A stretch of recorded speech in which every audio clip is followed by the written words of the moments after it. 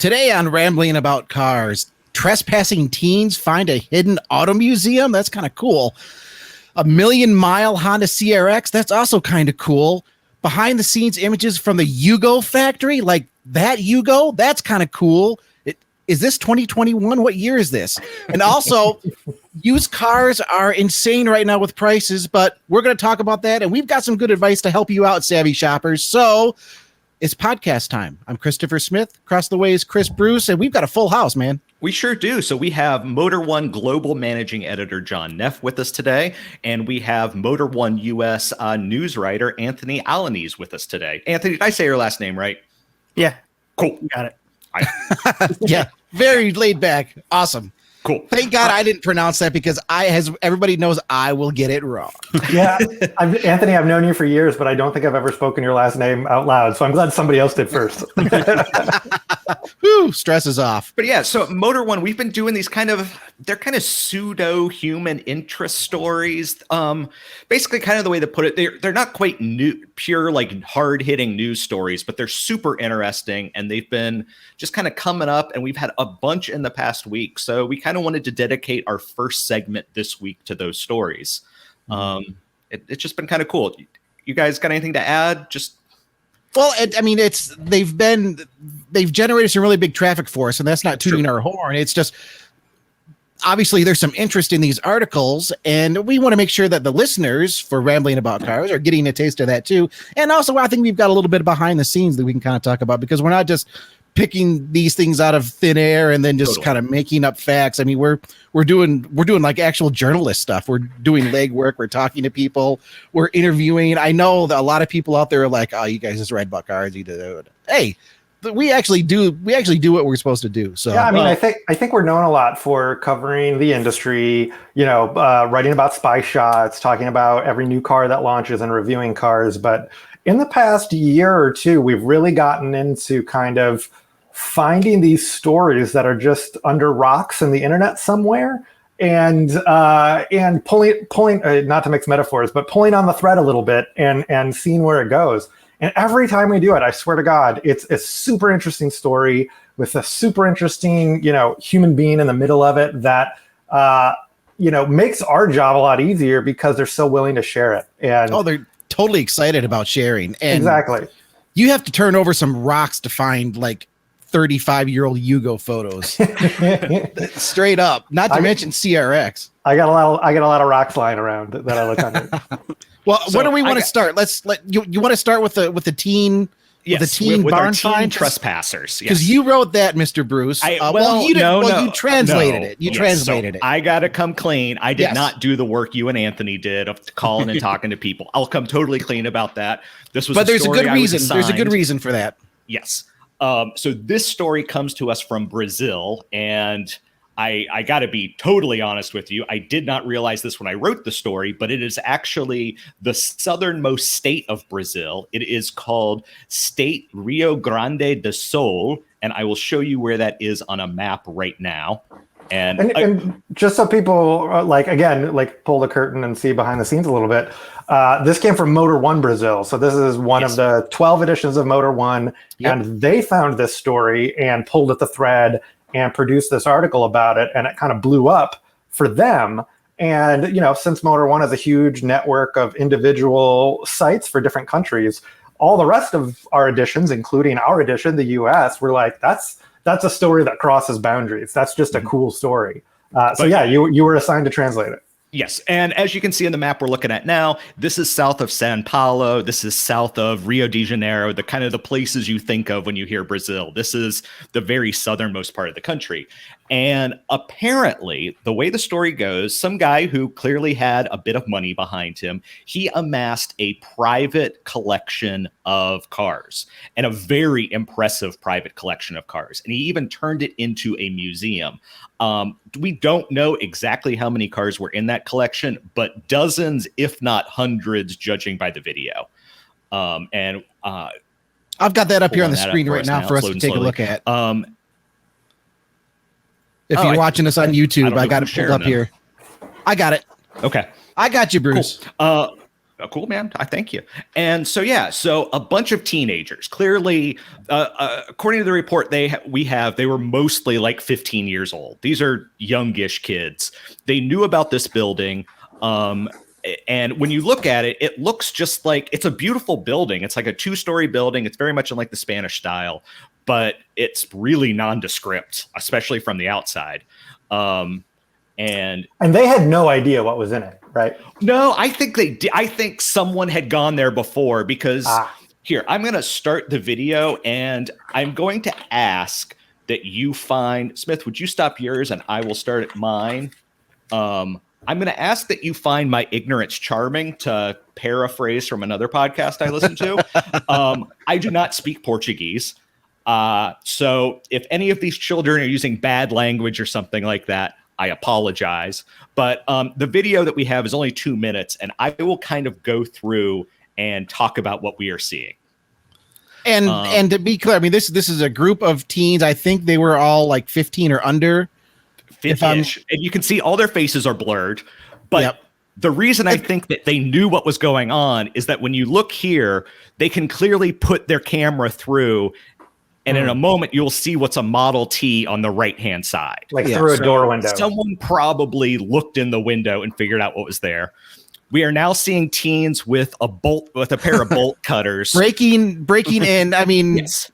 Welcome to 2021, everybody, where when you're committing a crime, you at least have the wherewithal to record yourself doing it. I mean, this kind of blows my mind. I mean, and so now we are looking at the second story, and you can see these cars are essentially stored on the rafters. They're just pieces of wood along the thing, but they're gorgeous vehicles. A lot of them are from the 1930s and 1940s. Mm-hmm. Just the epitome of a barn find. They're covered in dust. Look, it really is.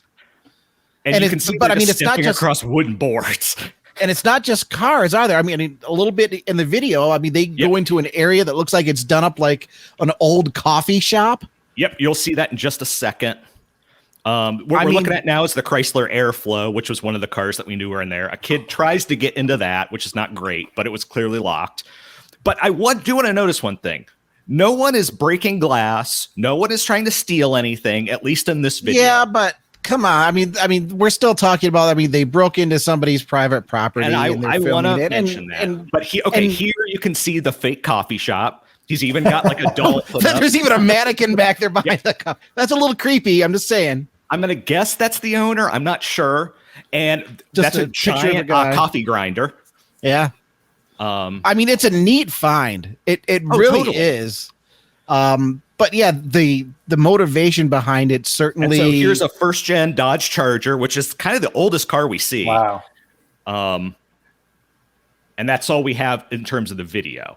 Yeah, I mean, it's just a short video. I mean, but again, they were kind of breaking the law, and the police were involved in this, were they not? They were. Let me share the images, because we have some images that don't appear on the video in our gallery of some additional cars. So I apologize for any of our YouTube viewers. I know this is slow coming up, but I'm good at vamping, so it's not a problem. So you can see the Charger that we saw at the very end on the left, and then a row as far as the eyes can see further down. Next image, we have a Citroen Ds, which is in gorgeous shape. I never get tired of looking at those. I've never had a chance to even see one in person. I'm not sure what we're looking at the interior of in this photo. You guys there? Did I just lose you? No, we're here. No, we're here. Sorry, I heard some clicking. We're still with you. Okay. Our internet is glitchy over this barn find. It's like, wow, this is really happening. So this is the Fiat Coupe that is now for sale that I'll actually show you once the image loads for me. There it goes. Yep, right there it is. Yeah, if I remember correctly, Bruce, some of these cars, after this video came out, some of these cars were actually taken out of the collection. That's correct. And either moved, or I think some of them were even put up for sale. I mean, there's a lot to the story that we didn't get yet. So I do want to applaud one of the commenters to this story. I'm not going to say his first name, and I'm going to butcher his last name. I believe it's Alucino, but he actually posted the link to the Fiat being for sale. So I'm going to pull that up right now, and you can see it. This is the 124 Sport Coupe. It is for sale for 65,000 Brazilian real. And to put that in perspective, that's $12,500 roughly. But you can see that this is, I'll pull up the rear image. It's been washed. Yeah, it's been washed. But that's it's the same car that's in there. It looks fantastic. Yeah. And so the one thing I wanted to comment on, yes, the police have been involved in this because it was a private collection. Apparently, the original owner has now passed away. However, he had 2 sons that were heirs, and they have taken it over. And according to our story, one of them wanted to reopen the private museum just to reopen it, and another one wanted to sell everything off. And it seems like kind of both are happening right now. And in the meantime, now this video is out, kind of showing the whole thing. And I mean, we ran it because it's out there, it's everywhere. Yeah. But I know on a personal level, it's like, gosh, if somebody broke into my place and just videotaped my cars, I'd be a little grouchy. Yeah, that's I'd be a little grouchy. Where I was kind of thinking about this. Like I'm in my mid-30s. I was a teenager once, and I'll be honest, I went into woods, cemeteries, 2 buildings that I can think of that I didn't know that, as far as I knew, that they were abandoned. We never broke anything. But I didn't live in the era of cell phone video, so I have no pictures or film to prove it. Thank God we didn't have that. And so that's so, where I come to think of this, and I kind of come to it for myself, is that if these kids, if they had gone in there, they had destroyed nothing, and they hadn't published the video, I'd kind of be on their side. No, it's still not okay. I would. It's bad, yeah. But isn't it up to the owners to decide whether or not to charge them? Yeah. Well, yeah, but it's trespassing, so it's going to be, Do we know if they did get charged? We know the police are involved. I don't know about charges. I think we need to follow up with our Brazilian colleagues at Motor One Brazil to find out the ending to this story because if I were the owners. You could, these are 2 brothers who have different opinions on what should be done with the place. But, if I was the one that wanted to open up the museum again, I might be like, this is great publicity, No doubt. I'm not going to charge them. Let's ride this wave, Come on in, put a for sale sign on everything if you want to get some of these moved out. Right. Yeah. It was a museum before it closed down. It was a private museum. Private only someone that the owner knew could come in. That's fine. That's the sticky part. That kind of rich guy. Nice. Yeah, that kind. So I'm just going to share it here for anyone watching on YouTube, but you'll be able to see it. So it has become a police matter. The issue is that these kids, they shared it on their WhatsApp accounts, and that's when it became a problem. Because then everyone knows where it is, and if unscrupulous people then go in and start stealing things, breaking things, whatever, you get into a I'm on kind of both. Like they did break in, but they didn't break anything. So yeah, they should be charged with trespassing. We only have a 2-minute video. Right. I will. But if they didn't, let's assume they didn't break anything. I doubt this is going to ruin the kids' lives if they get charged and prosecuted for just trespassing. I am on the same side as you there. As long as they didn't break anything, if they got into the building and looked around, they're in trouble. Kids being kids. Yeah, they're teenagers. If they broke stuff, I don't know. I was a teenager once, and I never broke into any place. Oh, I definitely went places. Like a cemetery after dark, or you went to somewhere field that you didn't own, or something like that. My God, I work with a bunch of criminals. My God, you people! You have no idea. Oh my! I'm. I don't know. I don't know what to. I'm at a loss for words. That's for another podcast. The worst I ever did was 140, I guess. Jesus Christ, I've never gone that fast. Yeah, neither have I. Yeah. What? You're car people. Come on. Okay, it wasn't 140 on a highway. It was 140 on a limited access track. So you were on the Nürburgring? Yeah. Sure I was. Okay, so that's my story. Again, that did very well for us. And I think it's just a weird, sticky situation because as long as the kids didn't break anything, I'm kind of on their side that it's cool to go look at old cars. Like if I was in their position and I was 15, I probably would have done it too. Also, the band, I think there is a distinction to be made between like if that were an operating museum, if that was like, yes, this was abandoned. Like clearly no one cared about it for the time being. So I don't know. I think that's a distinction as well. It's not like they broke in to steal money or something, Yeah. We don't think, allegedly. I don't think they should just be speeding on the road like normal people. Exactly. They should be doing 140 down the highway like a normal child. Darn right. What's wrong with kids these days? Okay, who wants to go next? Anthony, I really want to hear about your piece with the Million Mile CRX. Sure. Because anything with 1 million miles, people get it gets attention.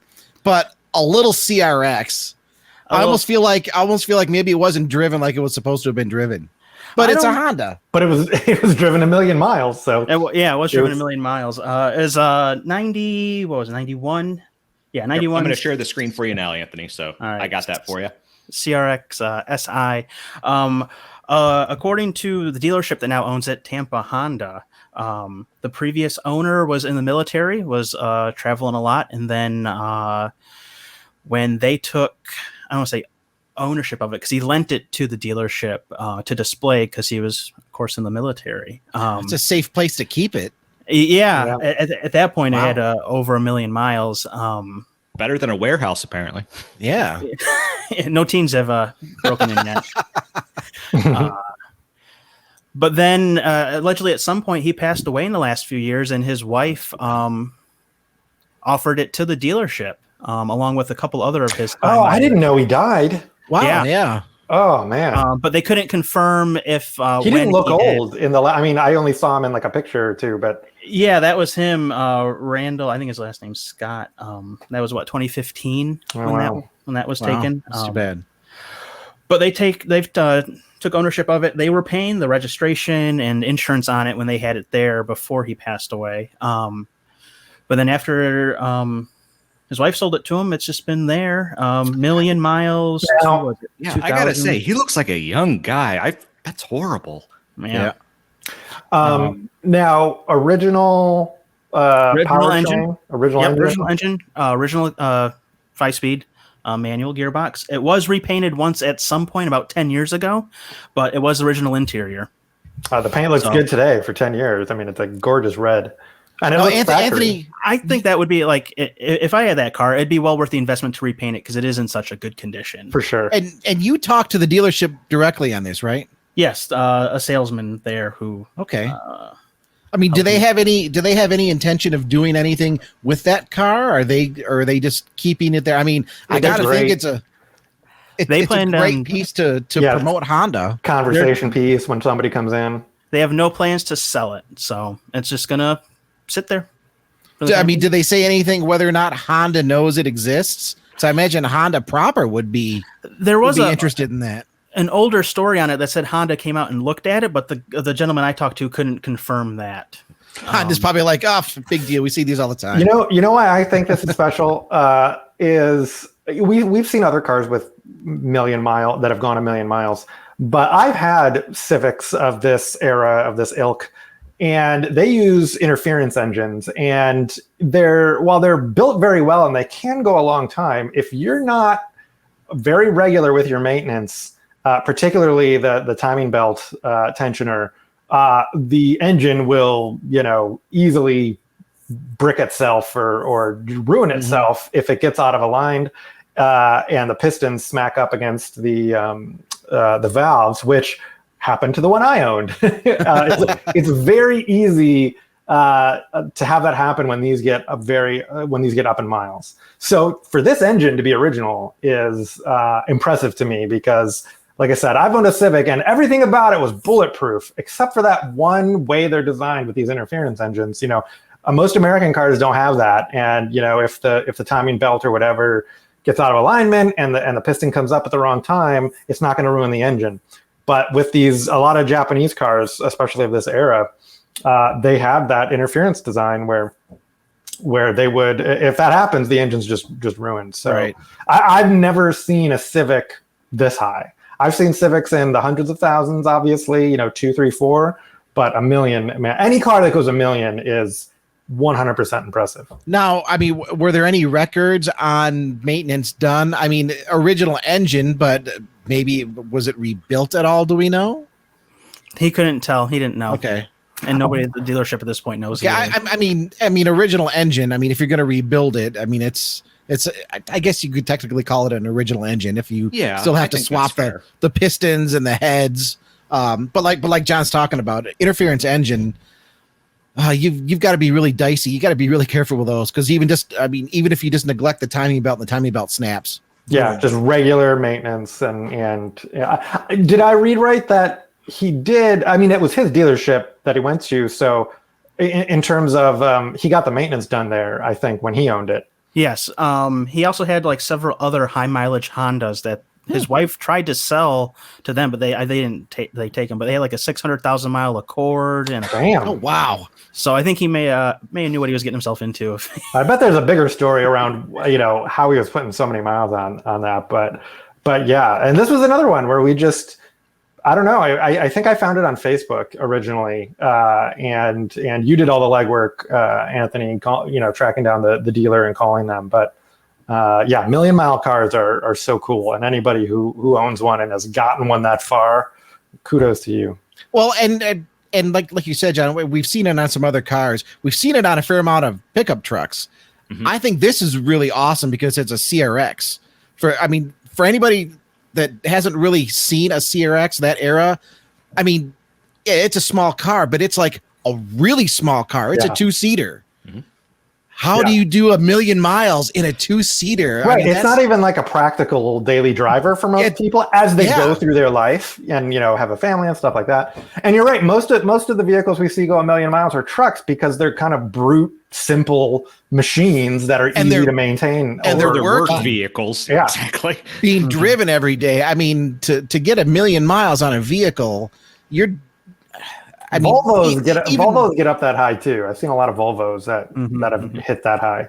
I mean, that CRX, I mean, that's what? It's like it's a 30-year-old car, but I mean, you're still doing a lot of driving to get 1 million miles. Mm-hmm. And I've driven that era CRX. They're hilarious fun to drive. I could just without all the bulk of the safety equipment that we have now, they're so light and so analog and fun. Yeah. You just feel like you could just pick it up and kind of carry it around with you. It just feels like I hate to use the metaphor. It just feels like an extension, right? Mm-hmm. But I'm just blown away that somebody spent 1 million miles in that car. And I think that's awesome. Mm-hmm. I think it's awesome. I think it's a testament to Honda. I think it's a testament to taking care of your vehicles, to performing maintenance.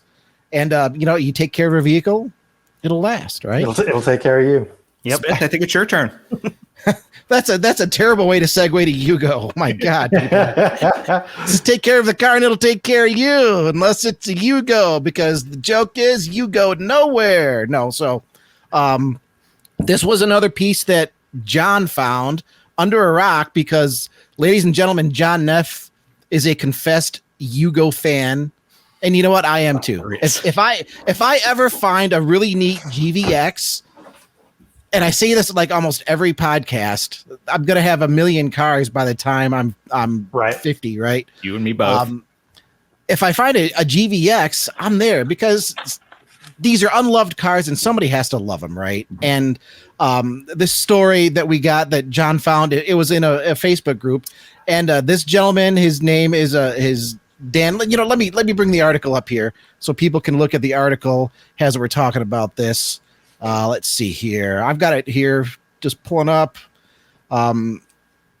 Where'd it go? There we go. So we're looking at this article here. That's actually Malcolm Bricklin sitting in a Yugo, fresh off the assembly line from the plant in Yugoslavia back in 1985. Smith, for any of our readers like Clint Simone who won't know who Malcolm Bricklin is because he's too young, can you tell us? Malcolm Bricklin, if you've ever heard of the Bricklin SV, the sports car with the gull wings, he was just a big player in the auto business, through like the 70s, I think a little bit in the early 60s, Subaru to the 80s. United States. That's right. Yep. He wanted to just bring everything over here to the United States. And then he built his Bricklin, which, it was met with so response. But he was also involved with getting Yugo over to the United States. And these images come from a gentleman named Dan Halperin. His father, Jonas, was actually hired by Malcolm Bricklin to be the head of PR for what was then brand new Yugo America that Bricklin was doing. The whole plan obviously was to take these cars from Yugoslavia, bring them over to the United States, and his father was in charge of the PR campaign. And as such, Dan and his father went with Bricklin and a bunch of Yugo America top execs over to Yugoslavia when Dan was 15. And Dan took his camera with him, and he just happened to post these photos on a Facebook group that John was a part of. And John, obviously being John, was like, yeah, we need to know more about this. And I'm glad he shot me the story because I love stuff like this. I was able to talk with him on the phone for quite a while. His experience was just, it was like typical 15-year-old where he grew up in New York, and he's kind of like, I've got the world in the palm of my hand. And so he goes to Yugoslavia with his camera while his dad's doing work, and he goes around and he's snapping all kinds of pictures. I mean, we got Malcolm Bricklin sitting in the Yugo there on the line. We've got these images inside the Yugo factory. And by the way, I want to recommend to anyone who finds this interesting a book that I think is just called Yugo, and it was written fairly recently about the history of the Yugo and its coming to America. And that's why these pictures caught my eye, because I read that book, and the Yugo factory in the former Yugoslavia is so interesting because it's just this. It's not like a U.S. factory. It's like it's like a concrete, bunker giant facility that could basically, it was designed, it could build anything. And it did build other things. It built AK-47s. It built a lot of things that it was bombed by NATO later on. It eventually was bombed by NATO, I think, in 1999. The city, I apologize if I get the pronunciation wrong. Everybody knows I'm terrible on pronunciations. Find our ignorance charming. Kragujevac, I think, which was Yugoslavia time, Serbia now. I believe that's pretty close to the pronunciation. That's where the plant was. We're looking at photos now here on YouTube. One of the questions that I had to ask Dan, because as we're looking at this photo, I mean, it looks like you're used to seeing modern plants, like General Motors, Ford, or God forbid if you happen to see like the 911 factory where everything is just white and pristine and gorgeous. And you look at this photo and there's just there's a bank of engines sitting there with just a bunch of guys. I think one guy's smoking a cigarette back over there. Just very, very kind of off the cuff. And I asked Dan, I was like, what do you remember about being in that plant? And his story, and it's classic Yugo. He's like, well, I remember being there and watching them, like assemble doors and things. And they just had these big presses for doors, and then they would go to put them on the cars. And he's like, when you go to a hardware store to buy some bolts, and they just got like the bucket of bolts that you just go through, and it's just like a bunch of random bolts. They would just kind of like reach into this bucket of bolts and like whatever came out, that's what they used to put the door on, right? And it fits so well with the Yugo image. That was part of his experience. And we got these images that he was gracious enough to share with us inside the factory. Show the train one. I love the train one. This one right here where they've got the flag on the train with all of the red Yugos. Yeah, all the brand new red Yugos on a train being shipped out. That's 1985, man. That's summer of 85. Dan was 15 years old. He turned 16 later that year. His story is more interesting than that though, because if you're a sports fan and you're watching this on YouTube, you probably recognize this guy as the famous Indiana coach Bobby Knight. and that's Dan on the left, Bobby 15 Knight? years old. That's Bobby Knight. In Yugoslavia in 1985, he sent over that picture, and I'm like, Dan, what is this all about? And he said the Hoosiers happened to be playing an exhibition in Yugoslavia at the same time that this big ceremony for Yugo America was taking place. So, the people that you meet when you're traveling around in Yugoslavia in 1985. I mean, I see no throne chairs. I don't believe it. Fake news. But I mean, he shared all of these photos with us. It was a wonderful story to just learn about. I mean, so the Yugo is just one of the most unloved cars ever, and somebody has to love it. And without getting stories like this, I mean, this stuff will just kind of fade away, right? So I haven't told you this yet, Chris, but since we posted that, another person has reached out to me, and he apparently has considerably more photos from that time, and he made it sound like he worked there. Oh, really? Yeah. So I've got his email in my inbox. I've yet to reply. So I don't know. We may have created this cottage industry of never before seen Yugo pictures. Yugo photos. 80s. Yeah. Never before seen Yugo photos. Hey, I'm down for that. One last little bit of interesting. Actually, a couple things that I want to share regarding this story here before we move on. One, Dan's father, Jonas, was not involved in the auto industry at all. His profession was in the entertainment industry. And Bricklin sort of had a flair for dramatics, and apparently he thought, well, instead of bringing in an automotive person to handle PR for my new automotive venture, I'm just going to bring in this entertainment PR guy and we'll blow this up like a big thing. And yes, the Yugo ultimately got the reputation as being kind of the worst car ever made. But I don't think that was Jonas's fault, because when this car debuted, $39.90, that was its price, $3,990. Everybody needs a Yugo sometime, I think, was the catchphrase. They sold, I think, 30,000 some the first full year they were on sale, 40,000 something the next year they were on sale. So those first few years, they were selling. They made a good run at being successful, and I think it wasn't destined to fail. It could have gone one way or another. I mean, there were some, socio-political nation warfare stuff going on that was probably going to doom it anyway. Yeah. But Yugoslavia did fold, did break up just shortly after the Yugo stopped being sold in America. The idea of exporting an inexpensive European car to the US wasn't a wholesale bad idea, but it went off the rails fairly quickly, even before the war started. Like you said, it was just built with terrible quality.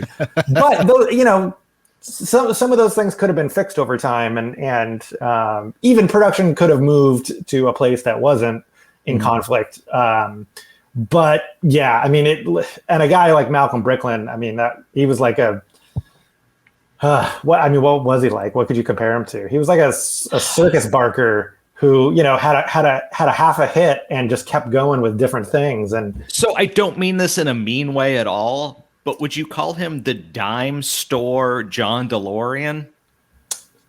Yeah. By the way, he's still alive, Bricklin. Oh, okay. Never mind. We don't want to speak ill of the living or the dead. I never meant that. Nope. Never mind. Sorry. Yeah. I get what you're saying. I don't think he broke the law like DeLorean did or anything, but he was always trying. John DeLorean was acquitted. All right. He did not break the law. Yeah, he's an interesting character in automotive history, and like you said, he had his hands in Subaru in America and Yugo and a bunch of other stuff. So definitely, like I said, read the book Yugo. It's really good, and I love finding these relics, these glimpses into the past of automotive history. It's fun. And Mr. Bricklin, if you're listening, I meant no offense whatsoever. You did some good things. I sincerely apologize. I'm sure he's listening. We approve. One more thing on this story before we move on that I didn't put in the actual article, so you're getting it here behind the scenes exclusive on Rambling About Cars. I didn't put it in the article because it didn't really fit with the article, but talking with Dan, his father being connected in the entertainment industry. His father worked with like legit Hollywood royalty, Paul Newman, Clint Eastwood, all the way back to James Dean. Wow. Now, here's where it gets really interesting. He was working with James Dean way back in the day, and his brother, who would be Dan's uncle, was also working with him at the time. His uncle drove Dean's infamous Porsche, obviously before he crashed it. Wow. I mean, how kind of wild is that? That's a legit cursed car. That's like the history of that car and how many people it injured or killed is crazy. And if I have touched it, would be enough for me, like let alone drive it. His father, I forget the movie. It might have been Rebel Without a Cause that his father was working with James Dean on, and then his brother was with him at the time, and his father turned to his brother and said, "Hey, can you move James's Porsche?" So I mean, he moved it like 120 yards or something. So he wasn't like going bombing around the back road. No, he wasn't doing a Ferris Bueller. But I mean, he drove James Dean's Porsche. Yeah, so that's pretty cool. I mean, the things that you find out about when you do some of these stories, just awesome stuff. Yeah. Awesome stuff. What stories do you have to share with us, everybody? Email us podcast@motor1.com. You know the drill by now. Bruce, we have some comments that we need to go over here, don't we? We haven't let Mr. Neff go yet. Wait, we're going to do that. We're going to do that in the second half. Oh, okay. I didn't realize how we were. Okay, you're fine. Okay. Used cars, am I right? Because yes. Because Neff, we'll get to that here in a minute. Let's go over some of these comments. I apologize. I misunderstood. Because used cars, yeah, we need to talk about that. But let's get some of these comments here. So, you know what? So we didn't receive any email comments this week. We did. Come on, email us, folks. Yeah, podcast@motor1.com. We did receive them on the YouTube page and on the post. So I'm gonna pick whoever comments the least.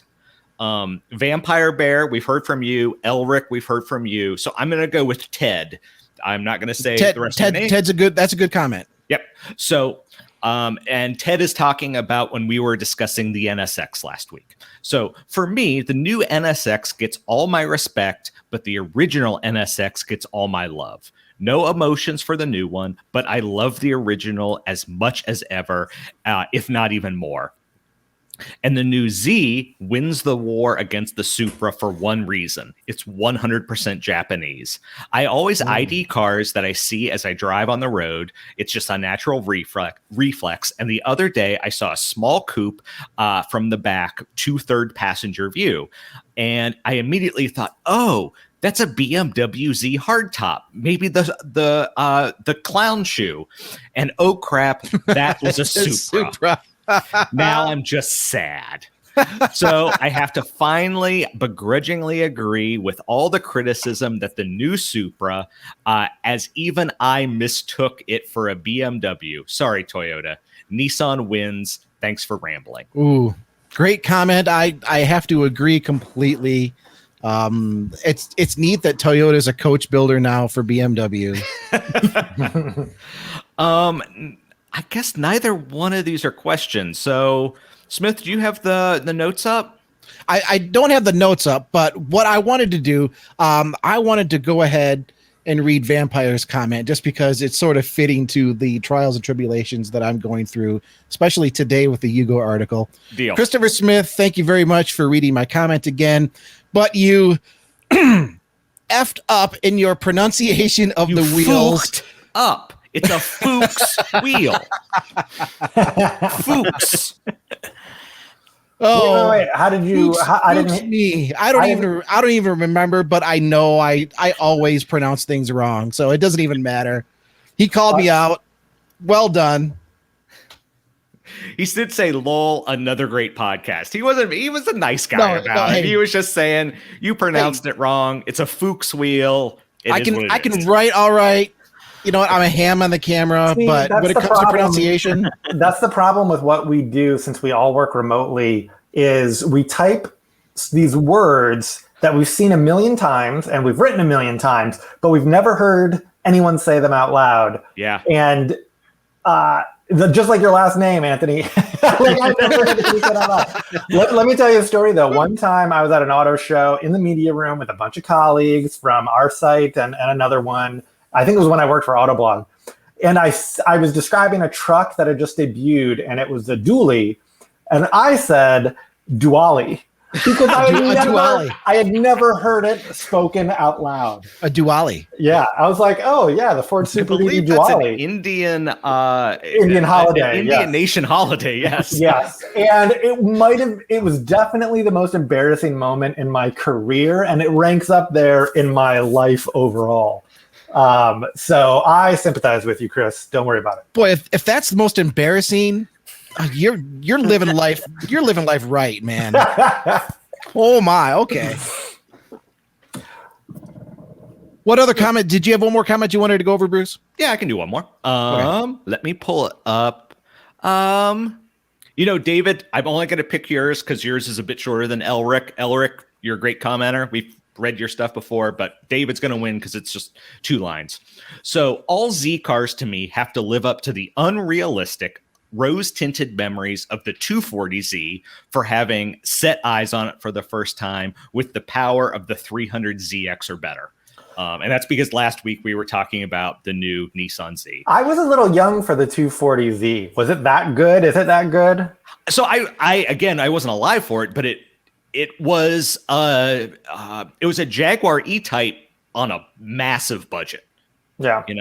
It had this big inline 6-cylinder engine, but for far, far less than a Jaguar E-Type would buy. Way more reliability. And that too, yeah. And just over time, I think what he's also getting at is people they've elevated the 240 to a pedestal, even if they haven't really had a personal experience with it. So there's always going to be that comparison there. I responded to just real quick. I responded to him. There is that. So sadly, we can't show it because the last time we showed a bunch of videos on the podcast, we got hit with copyright strikes, and we're not doing that again. But anyway, look it up. Ridley Scott in the early 90s, I want to say it's 91 or 92, did a Super Bowl ad for the 300ZX. Oh, that's right. This guy's having this dream, and first off, like cars are chasing him, and then motorcycles are chasing him, and then he said, and then the twin turbos kicked in, and he just flies past everything, and it's just so good. And that's why the 300ZX is so good. But yeah, the 300ZX is my favorite. The design of that car from the 90s still holds up today. It still looks futuristic today. I absolutely love that car. Yeah. Okay. Well, maybe you should find one used to buy, John. They're not that bad. We were talking about that last week. They're kind of a bargain, especially compared against a Supra, an RX-7. They are overlooked right now. 300ZX is the one to get. It is. You're right, and I love those gems from the 90s. I mean, I've seen them really good ones for 20 to 30 plus, and then that's even high. I was thinking high teens. Yeah. Okay. Well, there's a lot of variations of it because there's twin turbo, and non-turbo, and then there's the wheelbase lengths too. One with a back seat, one without. That's true. And then there's even a convertible too. There is. Those are super rare, and I don't even know if there was a twin turbo convertible. Yeah. But even a naturally aspirated one, that was a glorious V6. I would take that as well. Yeah. So yes. Well, speaking about used cars. I'll go into my story that I helped produce this week because it is. From a contributing writer named Stephen Lang, who his main business is used car sales, and he spends most of his time going to dealer auctions. And so he has a front row seat right now to how crazy out of whack used car prices are today. We've written stories in the past couple months about how some used cars are selling for more than their brand new counterparts because the supply of new cars is so limited. This is an example of that taken to the nth degree. This is a 1998 Toyota Tacoma with 64,000 miles, which is very low, obviously. That's low. Sure. It's not like, Concours preserved level low, but definitely very light for a car like this. It's got a V6 and it has a manual transmission.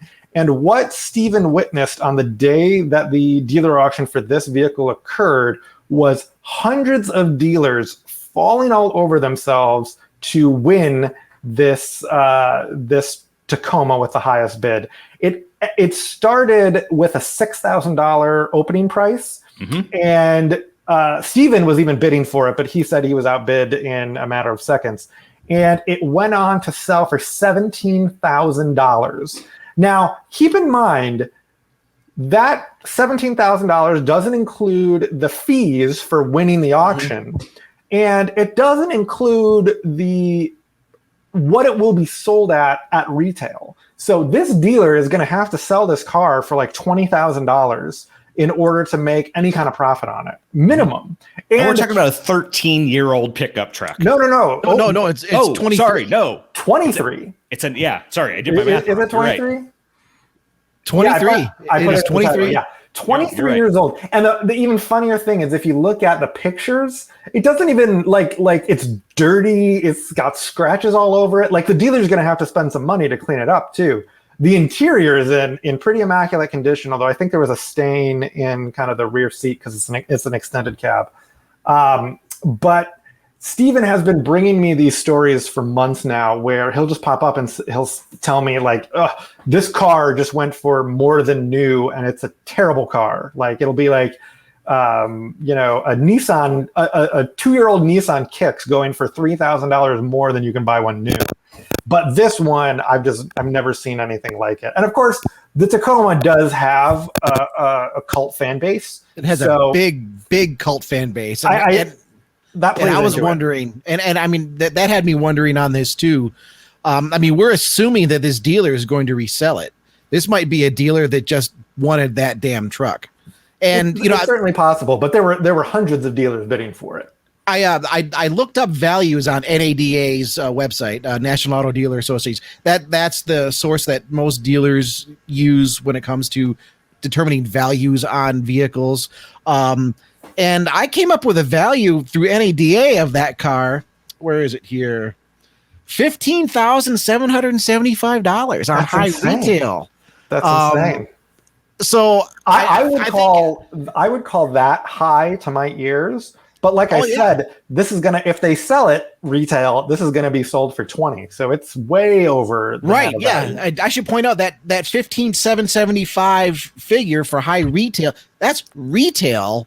This dealer paid 17. Technically, you would consider that wholesale at a dealer auction? Yeah, exactly. Wholesale. So I mean, if they want to resell it, they're going to have to go quite a bit higher. Yeah. But the Tacomas, I mean, especially this era, man, they do have a very, very stout following. And with 64,000 miles, you think, I mean, there are a lot of people that would say that Tacoma's just barely broken in, right? I'm guessing V6 and a manual was a rare combination as well, maybe.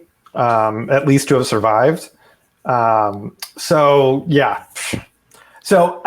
this has led Steven and I to talking about making like a regular series of when he finds cars that are just with crazy prices that go at these used car auctions, dealer auctions, to bring them, and we'll write stories on them because it's fascinating what's going on in the used car marketplace right now. Oh, it absolutely is. And it kind of brings us, I think, to the next portion here. We all decided, since we're in different parts of the country, Bruce and Neff, you're both in Ohio. Anthony's in Michigan. I'm in South Dakota. We said we keep hearing these stories about used cars, some of these prices, some of them going for more than new. So we decided to kind of nose around a little bit to see what's actually going on in our area. And I have to confess, I've been watching closer than most because I've been on again, off again, ready to get a new car for the last couple of years. The Mazda 6 that everybody out there in listener land knows all about, it's actually been holding on. It's been doing really good here for the last month and a half. So just wait, what winter's coming? For the last month. Well, I mean, unless you count the massive blowout that I had a couple weeks ago, but that wasn't the car's fault. That was the tire's fault. So I mean, I've kind of known what's been going on. Bruce, can you jump in here first and tell us a little bit about some of the prices that you've been finding for used cars in your area? I can, if you can vamp for me for just 1 second. I can vamp for an hour and a half. One car that I found has apparently sold. It's sold already. It's sold between the time I pulled it up. That's how crazy the used car market is right now. That's how crazy it is. No, so I mean, the one thing that people notice, and this is nothing new, it's really hard to find used car prices if you go to a lot. Usually they're not priced, they're not advertised prices. The dealer wants you to come in, they want you to talk, they want to try to schmooze you into the car. So just finding some of these prices can be difficult. Searching online, usually you can find some prices. A lot of times you'll see something where it says, give us a call. I mean, I've been finding a lot of that out here in South Dakota. I actually was driving around to some dealer lots here just the other day. Most major dealers are not pricing their used cars, probably because they don't want sticker shock. But some places do have some prices out. Wait, here, I've got one of the two You of got mine it? all set. Yeah. Okay. Go ahead and bring yours up. I'm going to bring up some of mine here while you're talking. Okay. Well, here. So this is a 2019 VW Golf GTI. This is the SE spec, so it's kind of middle of the road. $35,286. So this is a 2019, but How many miles? It was low-ish. 7,000 miles, which isn't bad. Oh, I can't fight that. But here's the thing: 35 grand for an SE. And I will show you this now. This is the brand new pricing we have for the new generation of the GTI. Whoops, I pressed the wrong button. There we go. Okay. And so and I wrote the story for us. So for an SE now, I'm scrolling. 34,000. So basically the same amount of money, maybe a little bit more with the manual. You get sunroof, adaptive headlights, active cornering fog lights, a 10-inch infotainment system with navigation, 9-speaker Harman Kardon stereo, and more power for basically the same amount of money. A whole new generation. It's a whole new generation. Yes. like you get a whole new generation for the same price. But here's the thing. Go try and buy one.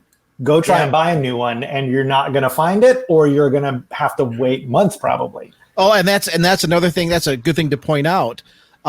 Dealers that do have new inventory, they are aggressively trying to get people in to trade in their used cars because, hey, we can sell you this new car right here at sticker price. No big markups. They can take your trade in, give you a pretty decent amount on trade in right now, and then put that trade in on their lot and make like 10 times the profit off that trade in the new car. Yeah. That they would make off the new car. So, I mean, there's a little bit of buying advice. If you're thinking about a new car and you can find one that you're interested in, now is a pretty darn good time to try to get that sucker traded in, your old car traded in. That's true. So just real quick. So we've got a 2019 for 35,286. Again, it's got 7,000 miles on it. So I can't fight them there. But then, in theory, you guys are right. If you can find one for an SE with a brand new generation, all of the stuff you are talking about, and I scrolled too far again. Oh, damn it. It's there. It is. You're 34,295, 35 grand with the DS. So you can get a used car for the same price that you can buy a new car for, and it's a new generation. All of the better stuff, more power, more tech, more everything. I guess some people are in the position that they need a car right now, but I would just put the order in for the new one and wait. Like, I'm patient. Yeah. Yeah, and I think that's the thing. If you are in an accident and you have to have a car to go to work, that's one thing. If you are just a person that, my car is getting kind of old, I need to buy something new, be patient right now. Because if you're patient, you can buy, literally, like I'm showing you, you can buy new cars for the price of used cars. And this is what I find surprising on this particular example, Bruce, because we're talking about a GTI. It's not an SUV. It's not a truck. It's not really, it's a good daily driver. It can be a family vehicle, but where I'm seeing most of the extreme pricing is on vehicles with a little bit more practicality, with a little bit more daily use, like SUVs, pickup trucks. Yeah, we're seeing that certainly, as we just saw on hatchbacks and sedans. I've been seeing it a lot more on trucks and SUVs. So since my other link didn't work, and I apologize for that, can you give me an example? Yeah, I'll give you some. Let me start with a question to you, John, because you owned a Kia Soul previously, correct? Mm-hmm. Yeah. What year was that? 2014. 2014. Do you mind if I ask what you paid for it? No, 20. It was loaded. It was like top trim and loaded. I'm gonna say 26. Oh wow. Okay, so you got one of the snazzy Souls. Did it come with a hamster suit? It should have. But yeah, like I said, that was like one of my things. If I was, because I was close to a Soul. If I was going to get a Kia Soul, I had to get the hamster suit. I found yesterday. This isn't at a major. It's at. I found it out here in Rapid City, South Dakota. Just one of the buy here, pay here lots. 2012 Kia Soul. I don't know what the model is. It didn't have any markings on the outside. It looked like it just had basic aluminum wheels. Silver. It did not look fancy at all. The mileage wasn't listed, but there were some pretty good dents in the hatch. The clear coat was blown off the mirrors. Priced $14,495 for 2012. 2012. Oh, $14,495. That's insane. I looked that up under a Kelley Blue Book value with average miles, which they list as 103,000.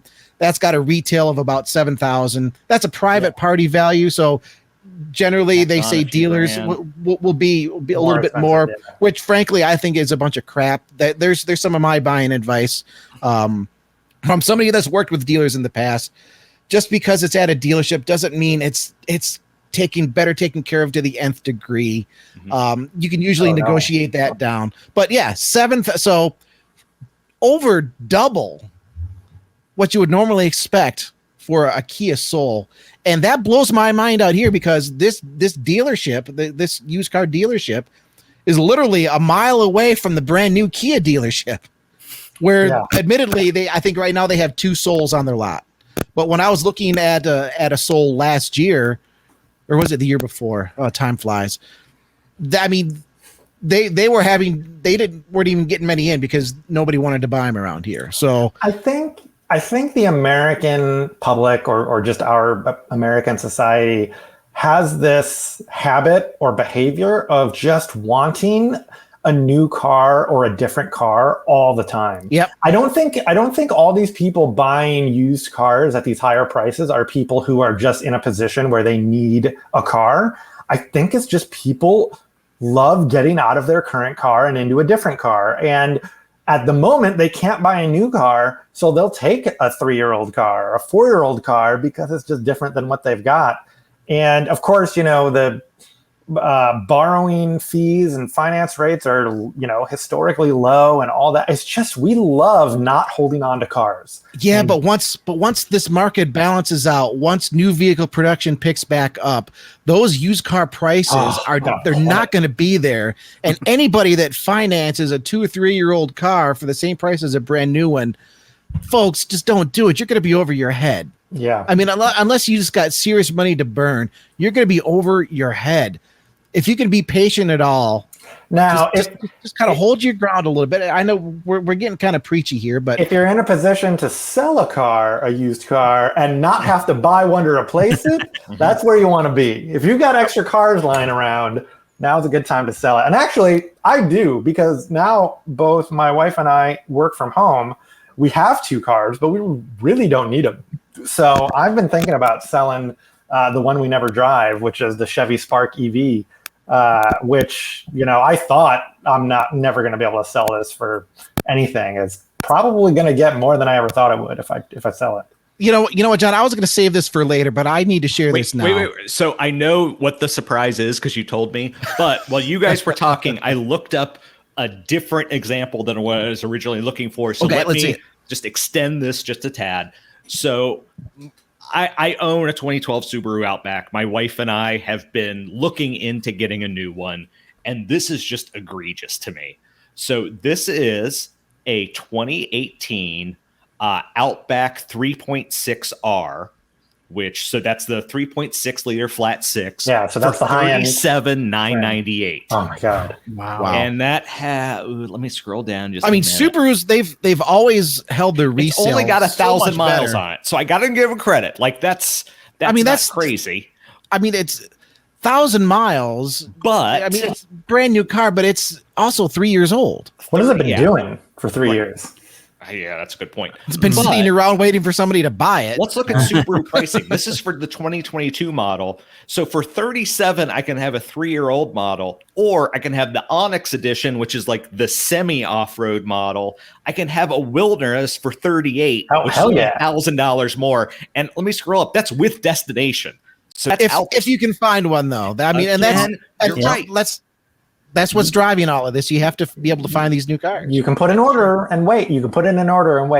By the way, I do want to put a shout out for Carvana, because if you want to sell your car and don't want to deal with people, Carvana, I have found, is offering the most for used cars. Okay. So if you just want to sell your used car and don't want to deal with people, they are giving really good prices for used cars, and they just come and pick it up and leave. So so that's what I've been looking at. Whenever I want to get an idea of how much my car is worth, I'll run it through Carvana's price checker for how much they would buy it from. That's interesting. I should look into that with a Mazda. Yeah. Before we jump over to Anthony, I want to do one other thing, and we'll do your surprise later, John. I promise. Okay. But this is another vehicle that I want to point out. I'm going to share the screen first. I'm not going to give any prices. Let me share the screen on this. This is a 2001 Ford F-150 Supercrew. Oh, you told me about this, yeah.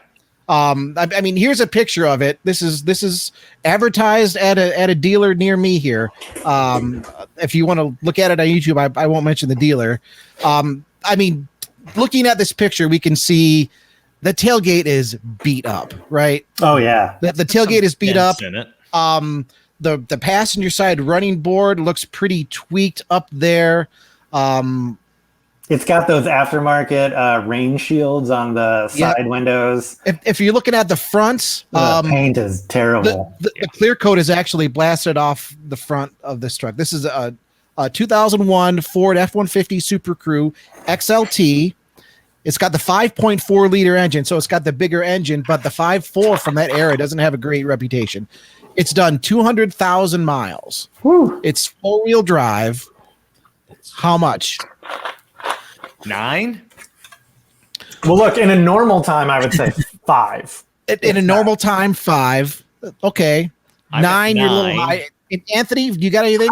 I first thought it was like 10 or 11, but I'd say, where John is 5 normally, but the market so.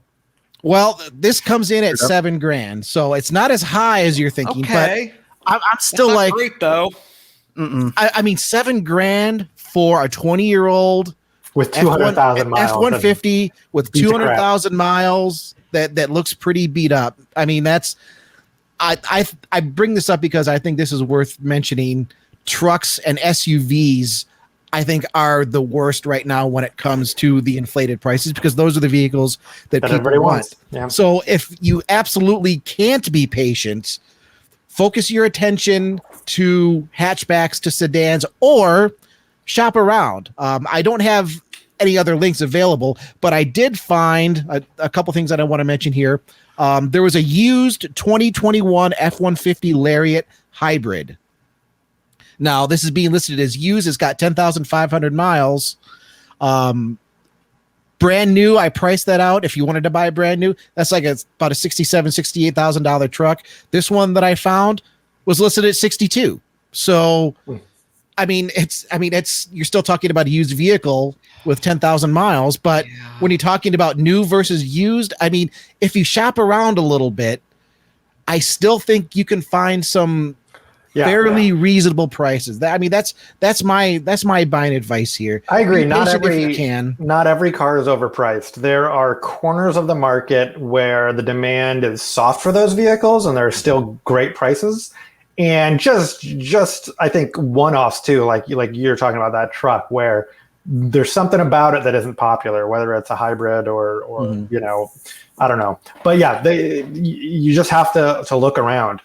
But I don't think our American buying public for cars looks hard enough.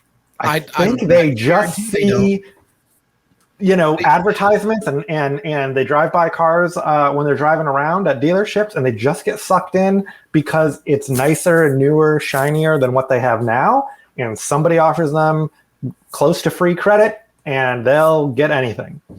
Yep. Avoid that if you can. We've been dodging Anthony this whole time. I feel terrible. Anthony, tell us what's going on in Michigan, man. All right. Well, let's see if I can share my screen. It didn't work last time. So worst comes to worst, put it in chat and I'll take care of it. I mean, I know prices are just kind of crazy everywhere, but I have noticed some differences in different parts of the country. I mean, like out here, it's all trucks and SUVs out here for me. So some of the sedans and some of the hatchbacks that I was finding. You're good. I just have to add it. There you go. There we go.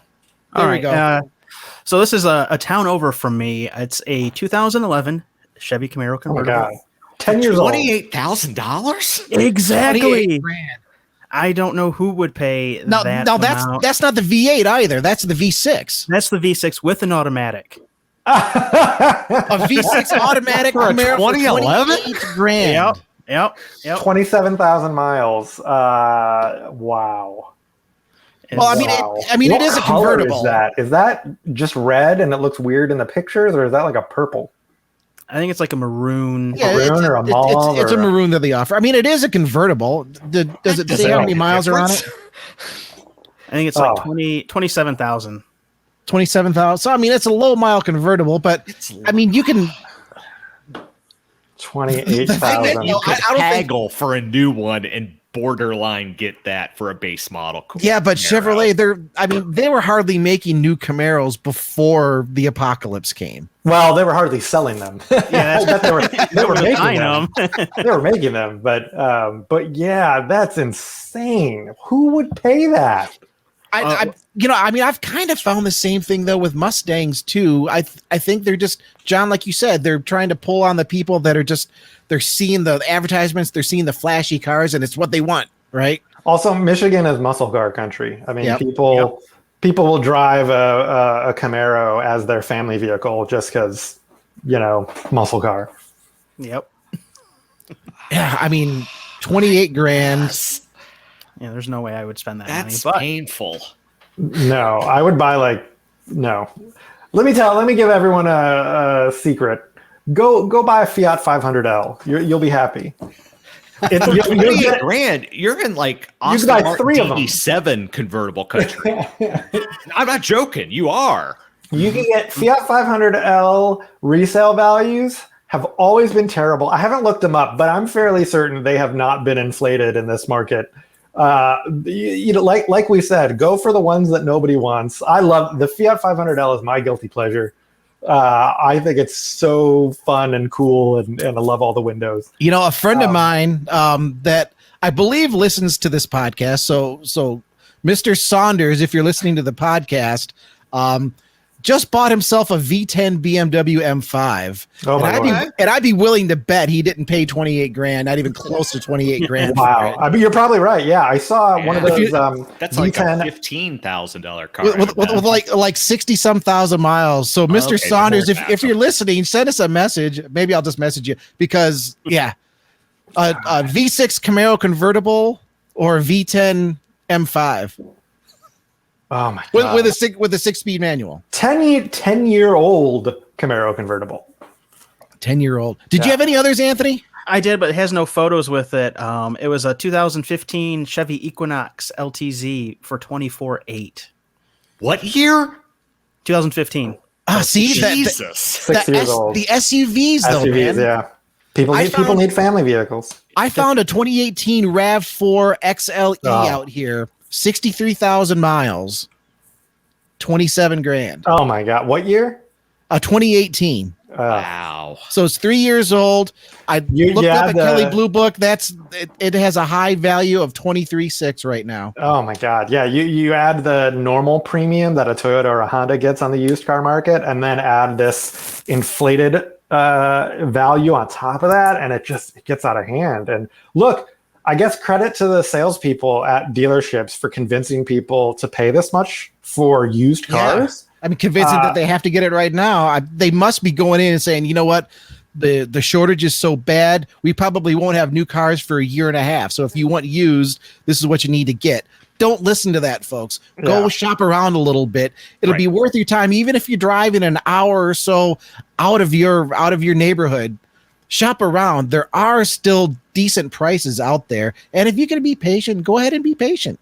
Right. Yeah. That's the point I was going to make, is that unless you're in a total wreck, like you have no vehicle, your vehicle is just going to break tomorrow, just hang on to it for find 18 out a months. way to Like, hang on. Just I mean, my Mazda has been breaking every other day, and I still have it. But I you remember probably should have sold that a year ago. Let's be fair. when I used to have used cars that broke down, there's an equation in your mind where you're like, well, I'm spending more on repairs than I would be on the price of a newer car. Right. And I think right now you've got to just change the variables in that equation to be like, no, you should spend a little more on the repairs to keep it going until we get out of this period. So if your threshold was, I'm not going to spend more than $1,000 on repairs this year, raise that a little bit, because you could, if you're not careful, get screwed by one of these used cars that are just. Or you could forget all of that and just give into your passion. Oh, this is the surprise. The surprise time. Yeah. There you go, Mr. Neff. $3,500. Yeah, this used price has. This is why I'm showing this. So for those not on YouTube, John and I have an appreciation for the first and second generation Taurus shows with a V6. A friend of mine sent me this just last night, saying that I should buy it. This is a '93 Ford Taurus show sedan. 5-speed manual. It has the matching white wheels that they did for that year. That's the killer. 82,000 miles. It's under 100 miles. It's $3,500. I think this is an amazing price. And if this was closer, to me, Neff, you need to go buy this. Where's it at? It's in Virginia. Harrisonburg, Virginia. See, here's the thing. That's like 6 hours from you. I 100% want to buy this, but I want to get to a point in my life, and this is my 5-10 year plan, where I have a property. It's big acreage in a forest, and I have either a barn dominium that's 75% garage and 25% living space, or I have a tiny house and then just a big steel structure next to it. That I can buy sub $5,000 cars whenever I want and have a place to put them and enjoy them. But $3,500 now doesn't mess that up later. $3,500. Yes, it does. Because where am I going to put it? Well, you just said you're going to sell one of your. That's true. I'm going to have a free bay. Chevy. Yep. You're going to have a free bay. This thing looks gorgeous inside. It has the leather cloth interior, which I prefer over the full leather. Yes. And when you're going to have to send me the link to this. when you look at the description, I don't have the description that I'm looking at here right now. It's been maintained. It won a first place trophy at the Ford Carlisle event, which that's actually a fairly big deal to go up to. I know people are like, oh, it's a Taurus, whatever. Ford's at Carlisle. That event always brings a lot of really nice cars out. This one won a trophy there. We're looking at the interior right now that I think I wish I could see the bolsters on the driver's seat because they tend to usually get shredded. But this thing, I am the devil on your shoulder. There's the okay. The bolsters are perfect. No, there's a little bit of damage over there on the driver's side, but that's small. Smith, wait 1 second. I am the devil on Neff's shoulder right now. He knows this show comes out Friday at 9:30 a.m. So about, what are we in? We're an hour into this show. By 10 a.m., other people are going to know that this car exists. That's true, John. Now I'm on the clock. You're going to need to add. Honestly, I went to look at it. Is this in the show Facebook group that we're both in?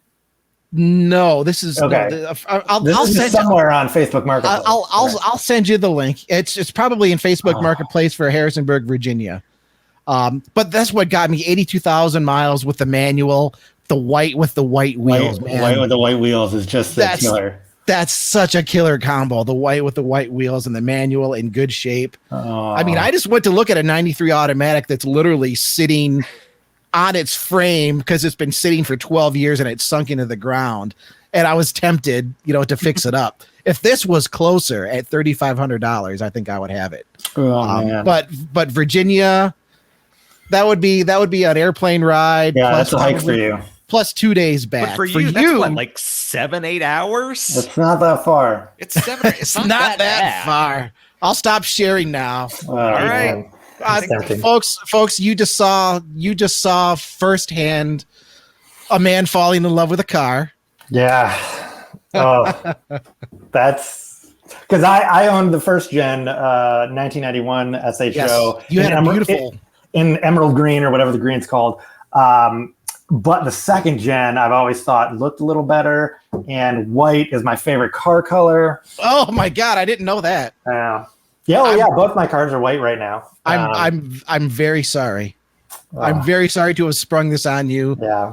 In front of our almost continued. live audience. To be continued. I'll let you guys know if something happens. We'll have to update everybody here in the coming episodes. So I think that pretty much wraps us up. Anthony, John, thank you both very much for joining us and bringing your insight into this special episode.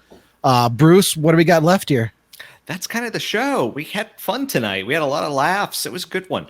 But as always, good afternoon, good evening, or good night. Whenever you happen to be listening to us, we appreciate you. You can get in contact with us at podcast@motor1.com.